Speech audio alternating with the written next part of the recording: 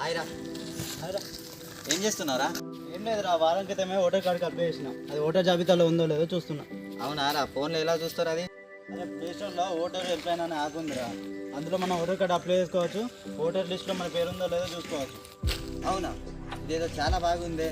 అయితే నా పేరు కూడా ఓటర్ లిస్ట్లో ఉందో లేదో చూసుకోరా. అదే శ్రీకాంత్, నీకు ఓటర్ కార్డు ఉందారా? లేదురా, నాకు ఎలా అప్లై చేయాలో తెలియదురా. ఏం లేదురా, చాలా సింపుల్. నీ ఆధార్ కార్డుతో పాటు ఒక ఫోటోను ఫామ్ నెంబర్ 6కి జతపరిచి మన గ్రామ పంచాయతీ కార్యాలయానికి ఇస్తే వాళ్ళే నీ పేరును ఓటర్ జాబితాలో నమోదు చేస్తారా. ఇంత సింపులారా. అయితే నేను కూడా ఈరోజు అప్లై చేస్తాను. అప్లై చేసుకోవడం మాత్రమే కాదు, అప్లై చేసుకున్న ప్రతి ఒక్కరు తప్పనిసరిగా వారి ఓటు ఉపయోగించుకోవాలి. అప్లై చేసుకుంటా కానీ ఈ కాలంలో ఎవరు మంచి నాయకులు లేరు. ఇద్దరు నాయకులు నచ్చకపోతే ఎవరికైనా ఓటేయాలరా? చాలా మంచి ప్రశ్న కదరా. ఇద్దరు నాయకుల్లో నీకు ఎవరు నచ్చకపోయినా నోటా అనే ఆప్షన్ ఉంటుంది. నాయకులు ఎవరు నచ్చకపోతే నోటాకి వేయాలి కానీ ఓటును మాత్రం వృధా చేసుకోకూడదు. ఓటు వేయడం మీ హక్కు మాత్రమే కాదు, మీ బాధ్యత కూడా. ఇంకా ముఖ్యంగా మీ పిల్లల భవిష్యత్తు కూడా. లేవండి, పదండి, ఓటేద్దాం, బంగారు భవిష్యత్తుకు బాటేద్దాం.